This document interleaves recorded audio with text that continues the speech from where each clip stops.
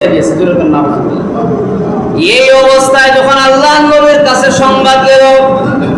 আল্লাহর নবীর কাছে সংবাদ যাওয়ার পরে আল্লাহর নবী বিশ্ব নবী রাহমাতুল লিল আলামিন কয়েকজন সাহাবীদেরকে পাঠাইলেন সন্ত্রাসবাদীদেরকে গ্রেফতার করে নিয়ে আসার জন্য। ওই সাহাবায়ে কেরাম যখন এই সন্ত্রাসদেরকে যখন নবীজির কাছে গ্রেফতার করে নিয়ে আসলেন,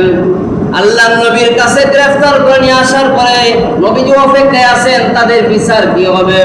এমনি আল্লাহ রাব্বুল আলামিন পবিত্র কোরআন শরীফের আয়াত আল্লাহ নাযিল করে জানায় দিলেন, ইন্নামা জাযাউল লাযীনা ইউহারিবুনাল্লাহা ওয়া রাসূলাহু ওয়া ইয়াসআউনা ফিল আরদি ফাসাদা আইয়ুকাত্তালু আও ইউসাল্লাবু আও তুকাত্তা আইদিহিম ওয়া আরজুলিহিম। আল্লাহ রাব্বুল আলামিন বলেন, ও নবীজি, যারা নাকি আল্লাহ এবং তার নবীর বিরুদ্ধে যারা লড়তে চায়, যারা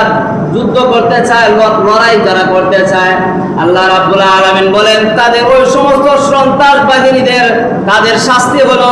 আইয়ুকাত্তালু, তাদেরকে হত্যা করা হবে, আও ইউসাল্লাবু, অথবা তাদেরকে শুলিতে চড়ানো হবে, আও তুকাত্তা আইদিহিম ওয়া আরজুলিহিম, অথবা চুরি করার কারণে সন্ত্রাস বাহিনী যারা তাদের হাত কেটে ফেলা হবে। এজন্য সন্ত্রাস বাহিনী যারা অন্যায়ভাবে যারা নাকি অন্যের উপর জুলুম করে তাদের শাস্তি হলো যেই পরিমাণ জুলুম করা হয়